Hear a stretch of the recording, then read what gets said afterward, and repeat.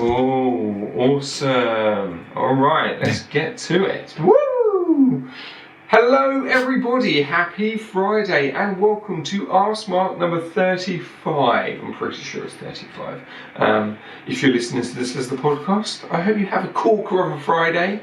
And if you're listening or watching this on YouTube, I hope you had a corker of a Friday, and it is finally the weekend. It's time to let your hair down and just chill. That was a beautiful swish, Mark. That was a beautiful swish. Welcome to askmark number 35. Hope everyone's all right. Mark, how are you? Mm-hmm. You I'm good? all right. Yeah, we had a beast of a thunderstorm last night, which was pretty cool. My lawn is a lot happier for it. It's been roasting recently, and yeah, I've got like this pot plant out my front door, and this poor little thing is just roasting in like the afternoon, evening heat. So I've got like this little shelter for it to protect it, trying to keep it as well hydrated as possible without drowning it. But yeah, then this like torrent of rain just sort of swept across. So yeah, everything's a lot happier now. Not where I live. I did not get a storm. It's still a hot, sticky mess. So thanks for rubbing that in. How dare you? It was quite pleasant last night. Yeah, sort of had the windows open, and yeah, at one point during the night, I actually had to pull the duvet over because I was getting a bit cold. So Whatever. I can't sleep because I have to have the fan on because it sucks so much. I've been thinking about ceiling fans because they always look like amazing. Just quietly, just rotating, just moving the air around. Yeah, we've got one of the sort of room fans that just like continually blows, and because it's digital, you can set a timer to switch it off. Yeah. So I was like, right, so set it for like 2 hours or something, and then it just naturally switches itself off. Yeah, I've got one of them. But yeah, anyway, a fan. Scuba diving, good. Questions answered. Yeah, right. So question number 1: would you invest in a fan for your bedroom when it's really, really hot? Guys, I'd like to know your thoughts. No, seriously, right. So question number 1 is from a YouTube user, and they say, "Why no tank boot? Why no tank boot? Why no tank boot?" The deep philosophical question. Yeah, why no tank boot? Yeah, so a lot of my cylinders, actually, I don't think any of my cylinders have boots on at the moment. And they're all steel. So steel cylinders, they often have round bottoms. So they often come with a rubber or some kind of plastic boot, a protective boot that one protects the bottom from bumps and scrapes when you're getting kitted up, but also so that they can actually stand up because of that round bottom. They just fall over. Aluminium tanks, or at least most aluminium tanks, they either have a flat bottom or like a concave bottom, so at least they stand up by themselves, but with steel you need that boot.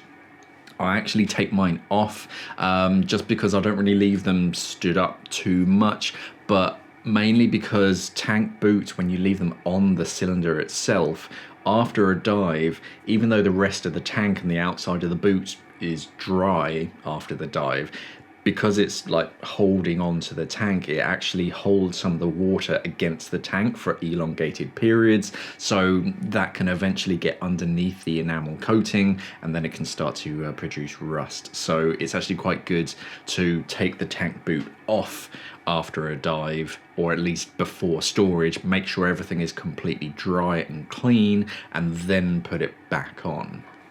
If, like me, you don't want tank boots, then a lot of the time I just put some duct tape around. I usually make like an X cross shape on the bottom, just so that when I'm getting kitted up, it's not damaging the bottom of the tank, scraping away the enamel quite so much. It only lasts like a day or two before you have to take it off, but it's a good way to like temporarily protect the bottom of your tanks, and then you can remove it.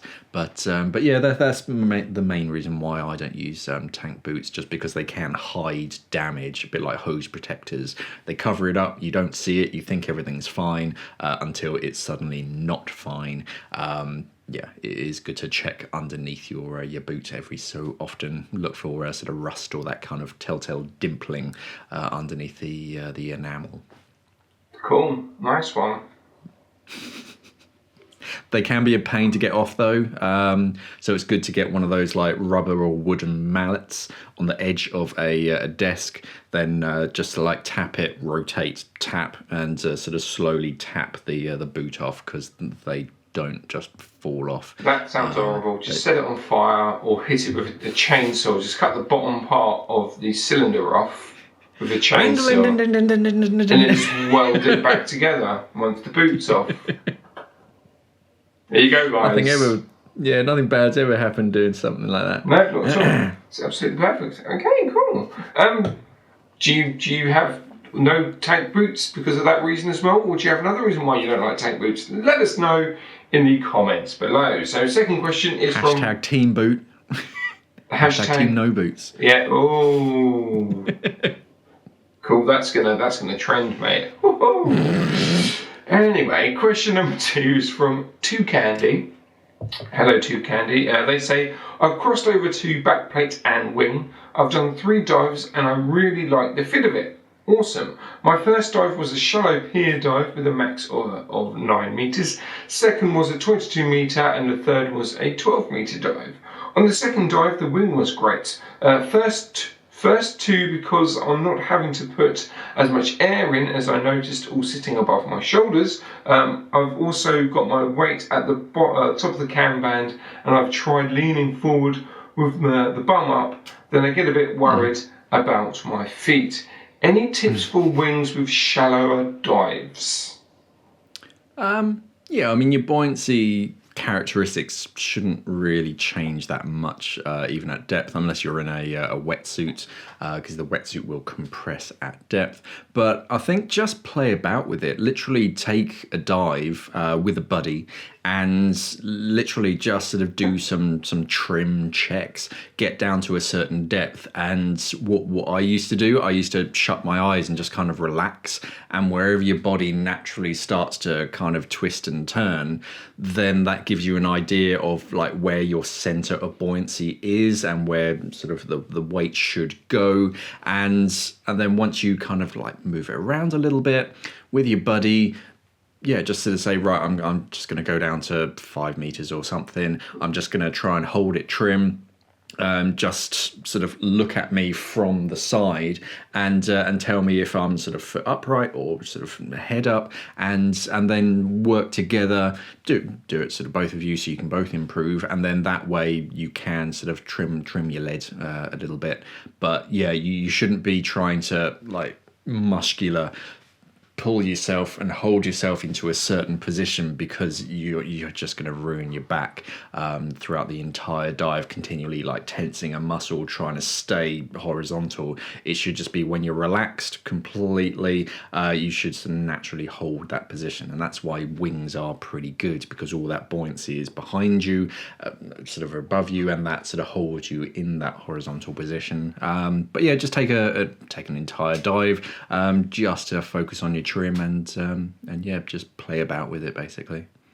Excellent. You'll get there. Don't worry, Two Candy. You'll get there. Do you guys and girls have any other tricks and tips about weight and positioning in with wing systems? Let us know in the comments below, please. So the next question is from Anthony, and he says, how do you set up your Apeks spool? I have the exact same one, but you seem to have set yours up you have set yours up a bit differently. Yeah, so I actually have mine here. I actually have my my other spool, or one of my other spools, just a plastic one. So I do it slightly differently. When you get it sort of straight out of the box, you have the main loop, which is called the leader, and this is usually set up with this sort of pointy bit right up at the top.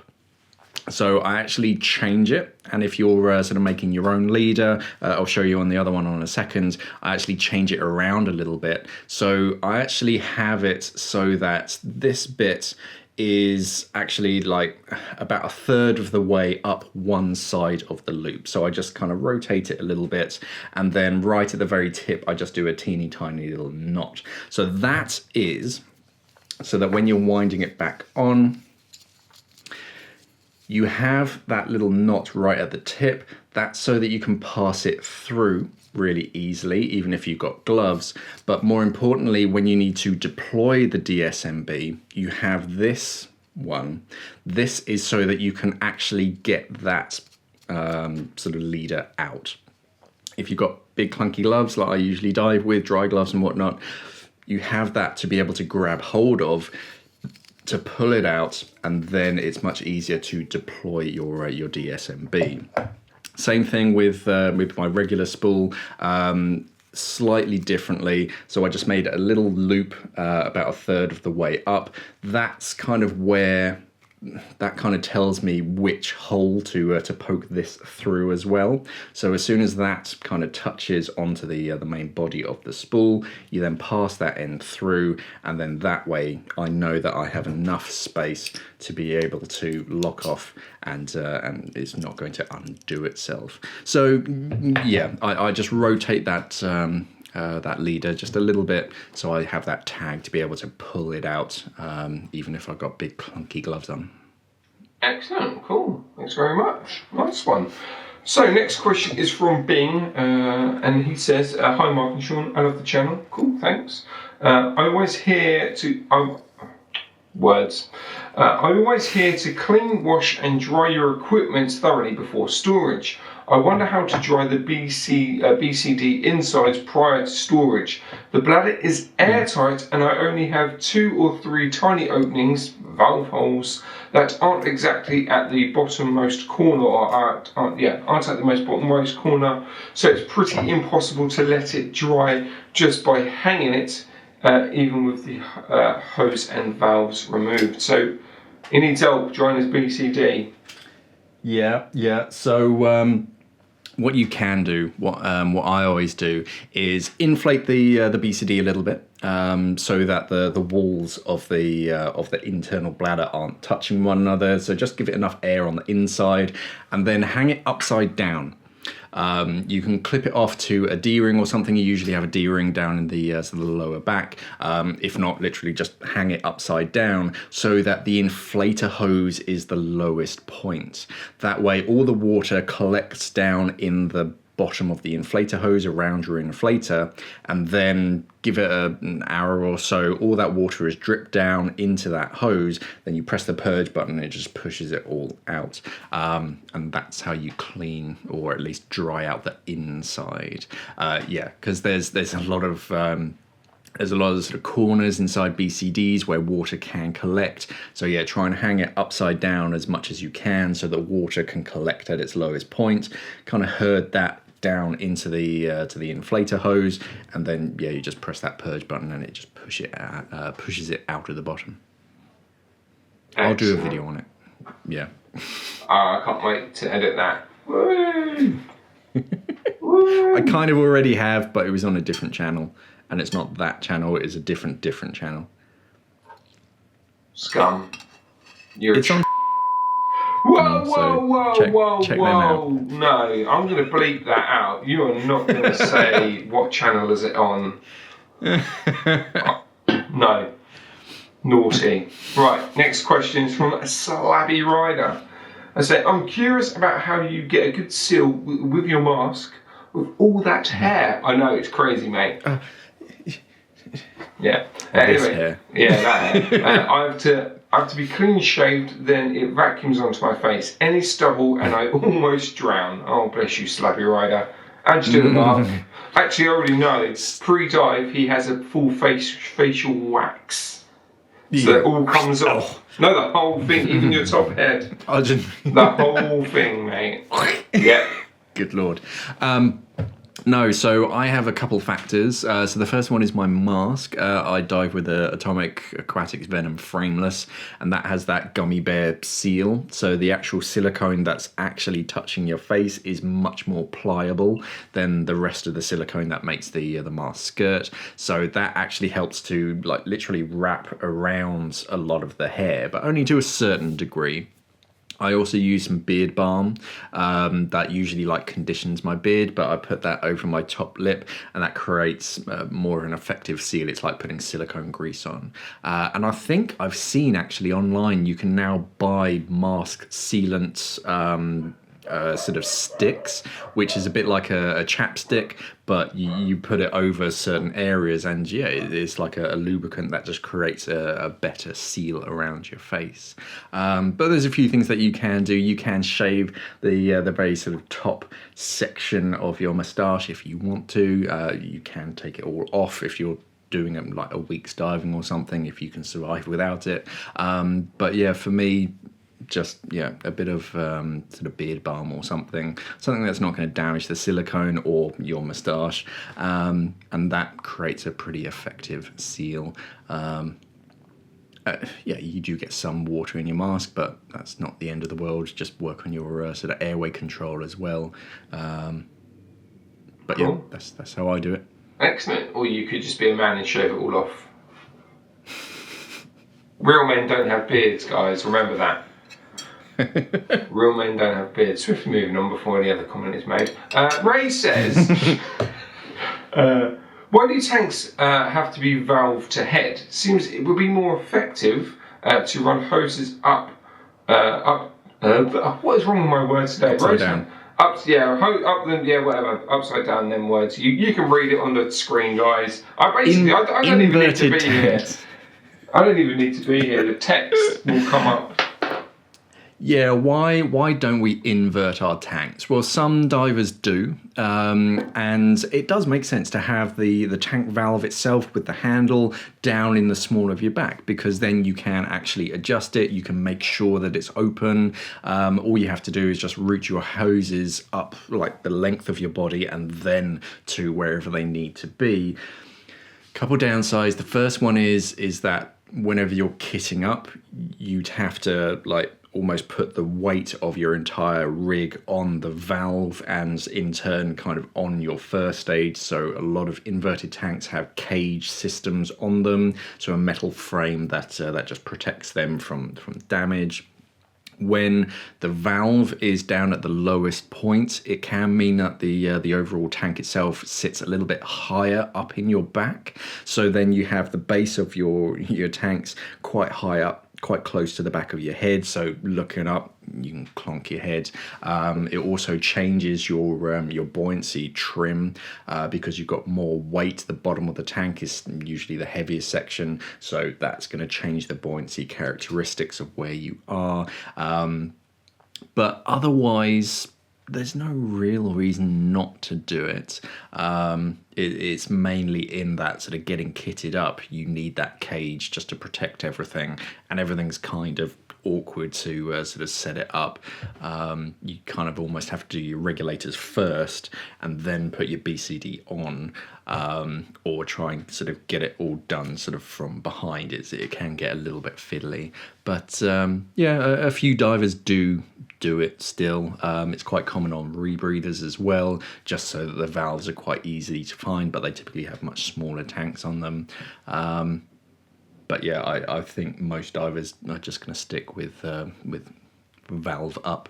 It's quite convenient, and you can still reach them perfectly fine. Cool. So, are you a valve up or a valve down kind of person, diver? Let us know using the hashtag valve up, valve down in the comments. There we go. So what's that, like 4 different types of hashtags in this video? Team hashtags. Yeah. You're welcome. Right, so that would be the last question, but you're actually flying through these questions today, Mark. This might be one of the shortest ask marks we've done. Yeah, straight. You are. So, bonus question time. It's from Gray. Awesome name. What kind of watch are you wearing here?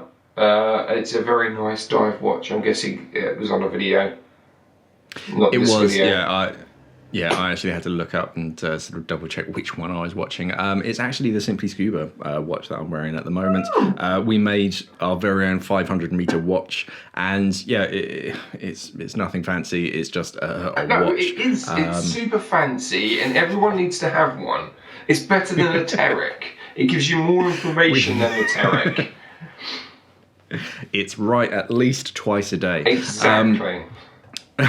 So yeah, we just wanted a very simple, clean, clear watch that you could just throw on and yeah, sort of see.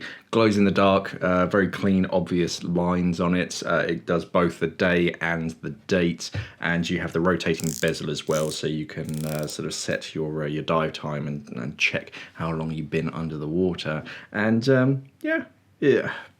I do wear this sort of at home quite a lot, actually, because it's just a very simple, subtle watch.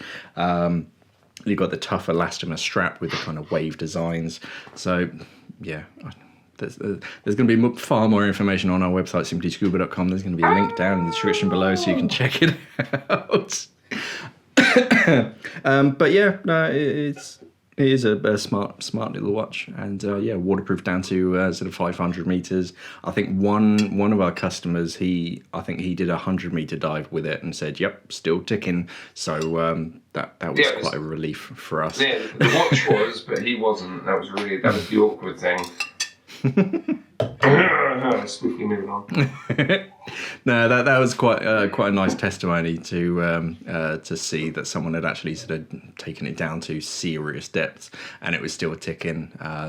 Because yeah, as much as the manufacturer says, yeah, we can make it and it'll be waterproof, down to, or water resistant, I think is the official term, down to 500 meters. I certainly can't prove that. we don't have a 500 meter long reel to sort of lower it down and then bring it back up to see if it's still ticking. But yeah, luckily one of these divers took it down and said, "Yep, works perfectly fine." Awesome, sweet. You can buy that, like Mark says, at our website, simplyscuba.com. And there we go, guys. It's official. Askmark has turned into a product selling video again for everyone's delight.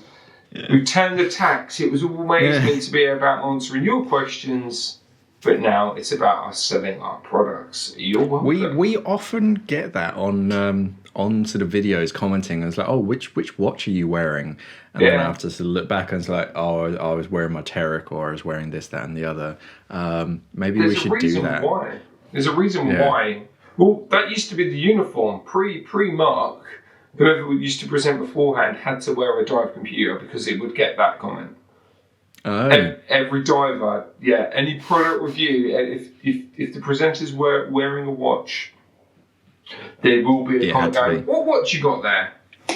Or someone will comment going, "Oh, that's a really old watch, that's really rubbish, why are you wearing that?" It's like, that's because it was filmed 10 years ago, mate. And at the time of recording, that was the most popular dive watch to wear. Yeah.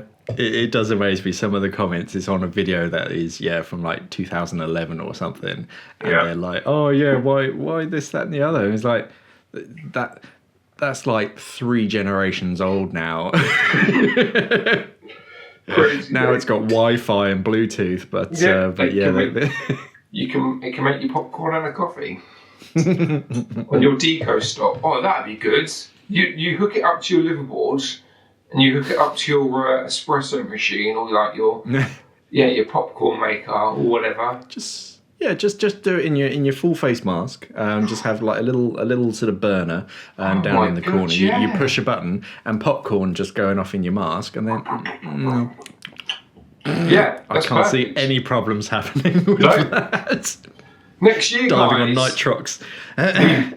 Simply Scuba will introduce the popcorn full face mask. You're welcome. Right, let's end the video. Let's end it, Mark. Okay, guys, if you have any questions you want myself or even Sean to answer, let us know down in the comments below. Try and use the hashtag askmark. Makes it a lot easier for us to find them. Of course, don't forget to check out simplyscuba.com. We sell all sorts of incredible scuba diving equipment. Thank you for watching, everybody, and of course, safe diving. Stay classy, scuba divers.